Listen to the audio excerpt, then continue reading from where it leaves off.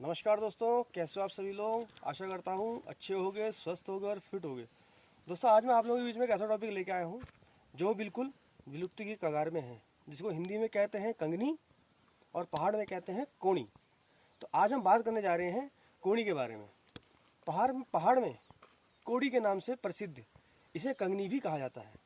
यह हमारे पहाड़ की पारंपरिक फसलों में से एक है। सबसे बड़ी समस्या ये है कि वर्तमान में पलायन से परेशान हमारा उत्तराखंड इस वजह से ये लगभग विलुप्ति की कगार पर आ चुकी है, क्योंकि हमारे उत्तराखंड में पलायन की बहुत समस्या आ गई है। लोगों ने खेती बाड़ी करना छोड़ दिया है। इस वजह से आज पुराने और अनाजों की तरह ये भी अपने विलुप्ति की कगार पर आ गई है। और आजकल तो युवा पीढ़ियों को तो कोणी के बारे में पता ही नहीं है कि कोणी होती क्या है। तो इसीलिए आज हम इसके बारे में जिक्र करने जा रहे हैं। तो शुरुआत करते हैं इसके फ़ायदे के बारे में। तो दोस्तों, सबसे पहले मैं इसके फ़ायदे के बारे में आपको बताना चाहूँगा। उससे पहले आपको दिखाता हूँ कि कोणी होती क्या है।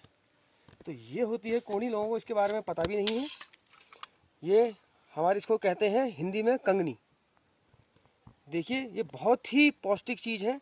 अगर इसका सेवन आदमी करेगा तो बहुत ही इसको लाभ मिलेंगे।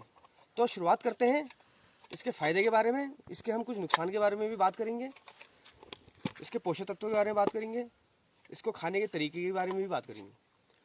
कंगनी में आयरन और कैल्शियम की मात्रा अच्छी होती है, जिस वजह से ये हड्डियों के लिए बेहद फ़ायदेमंद है। दूसरी बात, ये बच्चों के लिए बेहद फ़ायदेमंद है, क्योंकि ये बेहद आसानी से पच जाता है। इसको खाने से आपका पेट भी स्वस्थ रहता है। तो इसीलिए कोशिश करिएगा, इसको खाने की कोशिश करिएगा। ये बहुत मुश्किल से मिलती है, लेकिन इसकी व्यवस्था होगी। पहाड़ों में इसके बारे में काफ़ी कुछ सोचा जा रहा है। तीसरा बात बताता हूँ, कोड़ी में फाइबर की मात्रा बहुत अधिक होती है, इसलिए इसे खाने से कब्ज के रोग से छुटकारा मिलता है। जिसको कब्ज की परेशानी है वो कंगनी का सेवन अवश्य करें। ब्लड में ग्लूकोज के लेवल को नियंत्रित करने में फाइबर का मुख्य रोल होता है, ये हर आदमी जानता है। कंगनी एक फाइबर युक्त अनाज है, इसीलिए डायबिटीज़ में ये काफ़ी लाभदायक है। अब एक सबसे बड़ी बात इसके बारे में जो मुझे बुजुर्गों के द्वारा प्राप्त हुई, कई लोगों से मैंने बुजुर्गों से इसके बारे में पता करा। वो कह रहे थे कि इतनी अच्छी चीज़ है। जिन लोगों को मूत्र विसर्जन के समय जलन होती है, ध्यान से इस बात को सुनिएगा, जिन लोगों को मूत्र विसर्जन के समय में जलन होती है, वो इसका उपयोग खाने में अगर करते हैं तो उनको जलन में बेहद राहत मिलेगी। इस बारे में मुझे पता लगा हमारे पहाड़ के बुजुर्गों से। अच्छा, कोड़ी के सेवन से एनीमिया जैसे रोग भी दूर होते हैं, क्योंकि इसमें आयरन और प्रोटीन बहुत मात्रा में होता है। कंगनी के सेवन से जोड़ों के दर्द में राहत मिलती है। ध्यानपूर्वक सुनिएगा, कंगनी के सेवन से जोड़ों के दर्द में भी राहत मिलती है, यानी कि जिसको जोड़ों का दर्द है उसके लिए भी बहुत ही फायदेमंद है। यदि हम कंगनी का पेस्ट बनाकर, अगर हम कोणी का पेस्ट बनाते हैं, उसका पेस्ट बना के जहाँ पर आपका जला हुआ घाव है, अगर हम उस पर लगाते हैं तो यह बेहद राहत देता है। इसके बारे में भी मैंने अपने पहाड़ों में जो बुजुर्ग लोग रहते हैं उनसे पता करा। उन्होंने खुद बताया कि जैसे पहले पुराने समय में किसी का घाव हो जाता था, किसी का पैर जल जाता था या कुछ हो जाता था, मतलब जहाँ पर जलन होती थी जले हुए भाग में, तो हम लोग इसको कोणी को इसका पेस्ट बना के उसमें लगाते थे, और उससे लोग कहते हैं कि बहुत ही राहत मिलती थी। दोस्तों, कोड़ी हमारे संपूर्ण शारीरिक सुंदरता के लिए भी बेहद महत्वपूर्ण है, क्योंकि इसमें प्रचुर मात्रा में बीटा कैरोटीन होता है। तो ध्यान रखिएगा इसके फायदे के बारे में। अब हम बात करते हैं इसके खाने के तरीके के बारे में। इसको बहुत तरीके से खाया जाता है। रोटी बनाकर इसको खाया जाता है, इसको खीर बनाकर भी खाया जाता है, इसका भात भी बनता है, इडली बनाकर, दलिया, मिठाई, और आजकल तो इसके बिस्कुट भी बनाए जा रहे हैं कुछ जगहों में। इतनी महत्वपूर्ण चीज़ है ये कंगनी, इसका सेवन अवश्य करिए।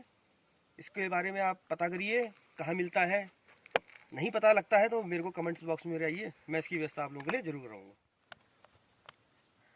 तो दोस्तों हम इसके कुछ नुकसान के बारे में अगर बात करते हैं अब तो, हालांकि इसके ज़्यादा नुकसान नहीं है, लेकिन फिर भी हम इसके आपको कुछ नुकसान के बारे में बता देना चाहते हैं। इसका अत्यधिक सेवन करना थायराइड की समस्या पैदा कर सकता है, क्योंकि इसमें गाइट्रोजन की मात्रा होती है। इसलिए जिसको थायराइड है वो इसको लेने से पहले एक बार डॉक्टर की सलाह अवश्य लें। दूसरी बात है, इसको पकाने से पहले, जब भी आप इसको पकाने जा रहे हैं तो उसको पकाने से पहले कम से कम 5 घंटे इसको भिगोकर अवश्य रखें, नहीं तो इसे पचाने में काफ़ी समस्या पैदा हो सकती है। और साथ में एक बात और, अगर यदि यह कम पानी का प्रयोग करके, अगर आप लोगों ने इसको कम पानी का प्रयोग करके पकाया है तो मैं आपको बताना चाहूँगा आपको ज़्यादा पानी पीना पड़ेगा, नहीं तो ये आपके पेट में गर्मी पैदा कर सकता है। तो अब हम इसके कुछ पौष्टिक तत्वों के बारे में बात करना चाहेंगे।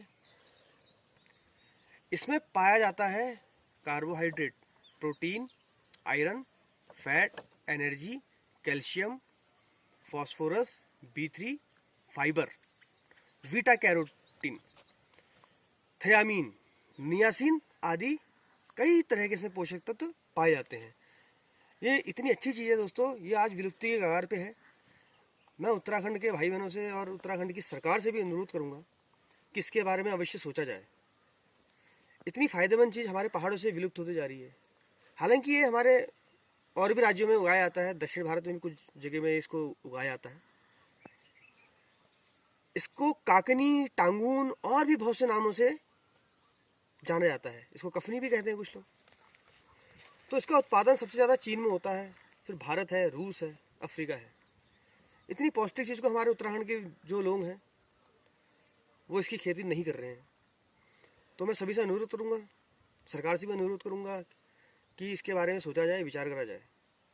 आज के लिए इतना ही। अगर मेरा चैनल अच्छा लगा हो तो भरत पांडे बाबा को लाइक, शेयर एंड सब्सक्राइब जरूर करिएगा, और साथ में बेल आइकन को भी क्लिक करिएगा ताकि मेरी आने वाली नई वीडियो आपको नोटिस के तौर पे मिल जाए। धन्यवाद। जय हिंद, जय भारत।